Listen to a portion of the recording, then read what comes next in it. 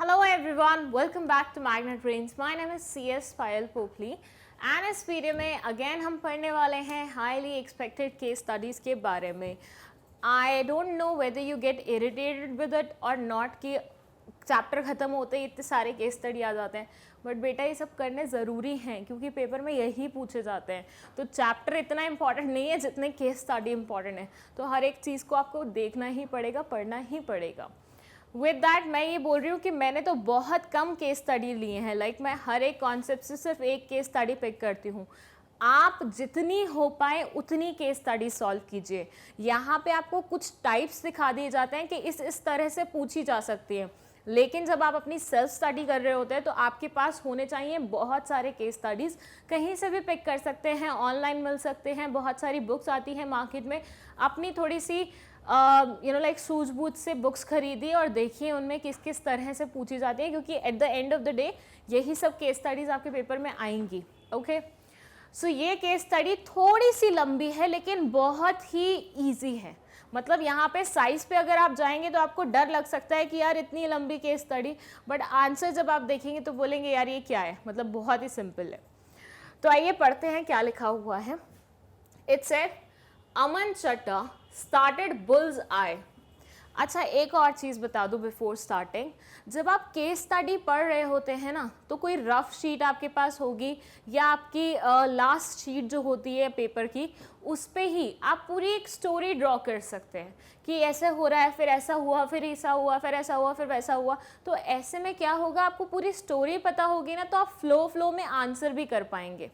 यहाँ पे जैसे मैं आपको बताऊँ स्टोरी किस तरह से चल रही है. It said Aman Chadha started Bulls Eye. मतलब अमन चड्ढा एक लड़का है जिसने एक कंपनी स्टार्ट की है, ठीक है, for providing cyber security solution. Cyber, हम सबको पता है आजकल डिजिटलाइजेशन का वर्ल्ड है, मतलब हर एक चीज़ डिजिटल उसमें फॉर्म में कन्वर्ट हो रही है. तो ऐसे में अटैक्स भी, चोरी भी, जो कि पहले फिजिकली हुआ करती थी कि दूसरे से हम पैसे छीन के अपने पास ले लिया करते थे, दूसरों के पर्स से पैसे उठा के हम अपने पास ले लिया करते थे. आज की डेट में चोरी भी डिजिटलाइज हो रही है. लोग आपके पर्सनल बैंक अकाउंट्स और इन सब पे अपनी नज़र रखते हैं ऑनलाइन और वहाँ से पैसे विड्रॉ कर लेते हैं. तो ये इन्हीं का निवारण करने के लिए इन्होंने एक कंपनी बनाई जो कि थी साइबर सिक्योरिटी सॉल्यूशन प्रोवाइड करने के लिए. Its objective is to prevent, engineer and detect and respond to the cyber attacks. इस पर्टिकुलर कंपनी का मेन मोटिव था कि ये साइबर अटैक्स के अगेंस्ट जितनी भी चीज़ें होती हैं उनको देखना चाहती है, उनका निवारण करना चाहती है इन शॉर्ट. और ये क्रिटिकल डेटा को क्या करना चाहती थी, सेव करना चाहती थी, प्रोटेक्ट करना चाहती थी. क्योंकि भैया देखिए, कुछ तो होते हैं हमारे सिंपल डॉक्यूमेंट्स, जैसे मान लीजिए नॉर्मल ईमेल्स आ रहे हैं आपको दोस्तों के, फोटोग्राफ्स, ये वो. लेकिन कुछ होते हैं आपके बैंक अकाउंट से रिलेटेड चीज़ें, इन्फॉर्मेशन. कुछ होते हैं गवर्नमेंट की बहुत सारी ऐसी इन्फॉर्मेशन जो वो डिस्क्लोज नहीं कर सकते. इंटेलिजेंस या वगैरह एजेंसीज के साथ जो उनकी जो भी बातचीत होती है, वो सारे इंपॉर्टेंट इन्फॉर्मेशन है जो वो पब्लिक डोमेन में नहीं ला सकते. तो उन सब को प्रोटेक्ट करने का जिम्मा उठाया था इस कंपनी ने और ये वही काम कर रही थी. Then it is said he was a hard working software engineer. ये जो लड़का था ना अमन चड्ढा जिसने ये कंपनी स्टार्ट की थी, ये बहुत ही हार्ड वर्किंग बंदा था. And an expert in cyber security, plus cyber security की इसको बहुत समझ थी. His reputation grew by leaps and bounds as he was not only a person of integrity but also did his work with the utmost honesty. ये बोलते हैं इसने बहुत कम समय में बहुत बड़ा नाम बना लिया था, क्योंकि पहले तो ये बहुत ऑनेस्टली वर्क करता था, बहुत हार्ड वर्किंग था और अपने फील्ड में प्रो था. मतलब इसको सब काम आता था जो भी वो कर रहा था साइबर सिक्योरिटी से रिलेटेड, प्लस वो काम डेडिकेशन और ऑनेस्टी के साथ भी करता था. तो ऐसे सच्चे लोगों का नाम बहुत जल्दी बिल्ड हो जाता है मार्केट में. देन दे से His business started growing day by day.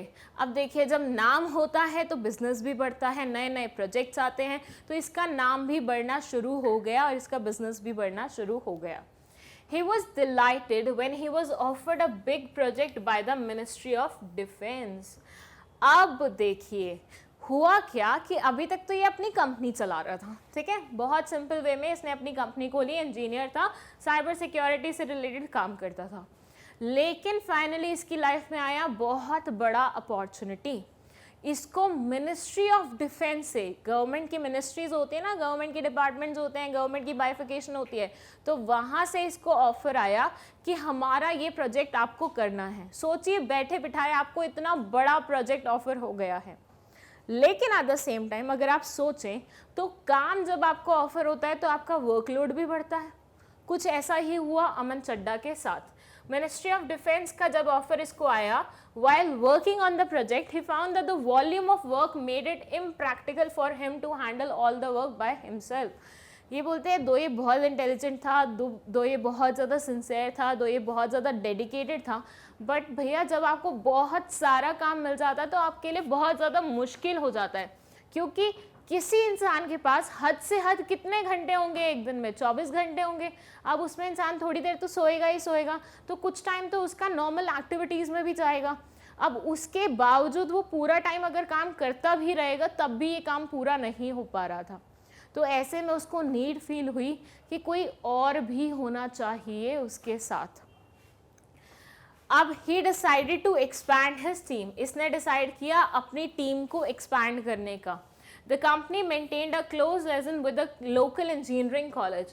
इस कंपनी ने, इसकी जो कंपनी थी उसने लोकल इंजीनियरिंग कॉलेज के साथ टाई अप किया कि हम आपको काम देंगे तो आप अपने यहाँ पे जो भी इंटेलिजेंट स्टूडेंट्स हैं, जो भी अच्छा वर्क करते हैं, उन स्टूडेंट्स को हमारे यहाँ पे भेजना।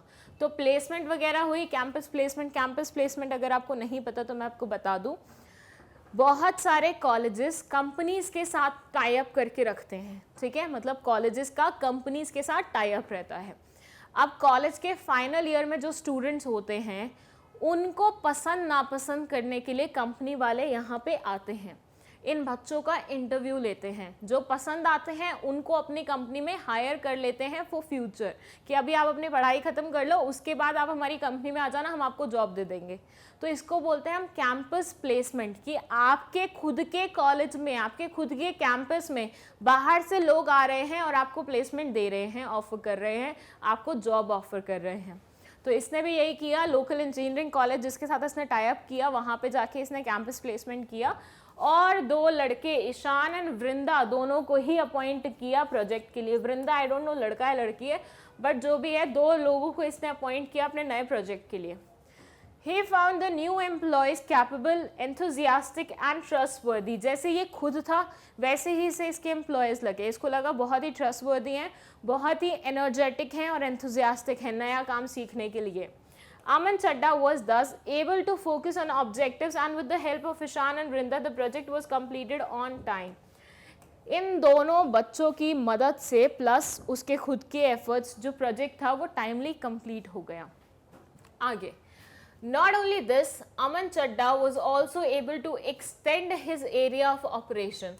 सिर्फ इतना नहीं हुआ कि उसने प्रोजेक्ट कंप्लीट किया, बल्कि वो अपने एरिया ऑफ ऑपरेशंस को भी एक्सपैंड कर पाया।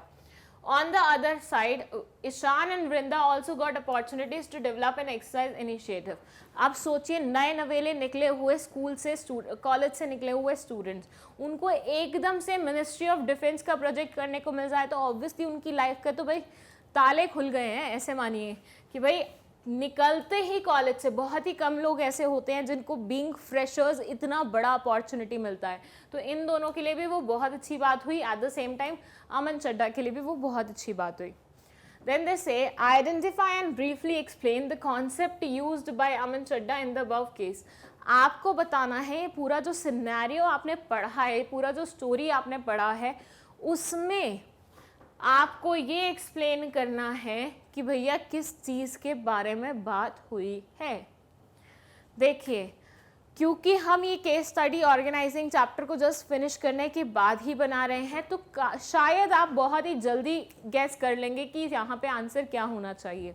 लेकिन सोचिए अगर यही क्वेश्चन आपके पेपर में आ गया तो वहाँ पे आपको थोड़ा सा ध्यान लगाना पड़ेगा और अच्छे से पढ़ना पड़ेगा, क्योंकि उस टाइम पे आपको ये नहीं पता होगा कि कौन से चैप्टर से क्वेश्चन आया है, तो हो सकता है आप कुछ गलती कर दें। तो इसलिए स्टोरी को बहुत अच्छे से पढ़ना ज़रूरी होता है। यहाँ पे मैं आपको स्टोरी रिवाइज कराऊँ तो इट वाज लाइक, अमन चड्ढा एक बंदा था, उसने खुद की एक कंपनी खोली, बहुत अच्छा परफॉर्म कर रहा था, बहुत कम टाइम पीरियड में बहुत ऊपर पहुंच गया, इतना ऊपर कि मिनिस्ट्री ऑफ डिफेंस, गवर्नमेंट की मिनिस्ट्री से इसको एक प्रोजेक्ट ऑफर हुआ साइबर सिक्योरिटी के लिए। अब ऐसे में ये अकेला मैनेज नहीं कर पा रहा था, तो इसने लोकल इंजीनियरिंग कॉलेज में जाके अपने लिए 2 असिस्टेंट जुगाड़े, मतलब उनका इंटरव्यू लिया, उनकी कैंपस प्लेसमेंट कराई और उनको साथ में काम कराने लगा।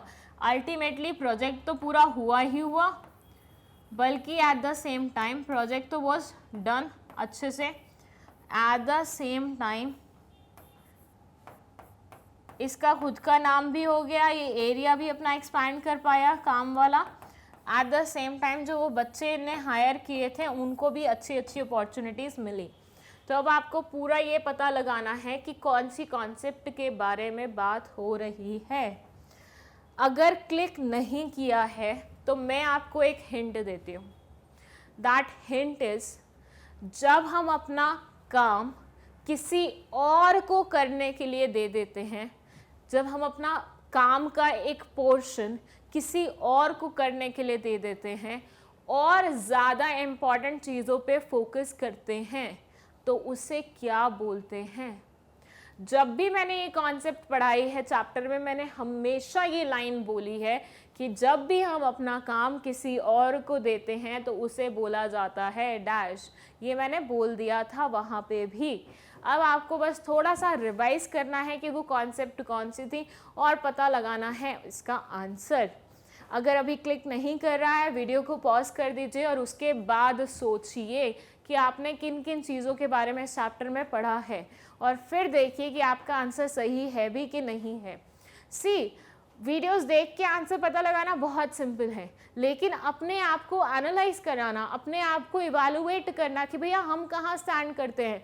इतनी सारी वीडियोस देखने के बावजूद क्या हमसे ये क्वेश्चन सॉल्व हो भी पा रहे हैं या नहीं हो पा रहे हैं, वो चीज़ देखना ज़रूरी है।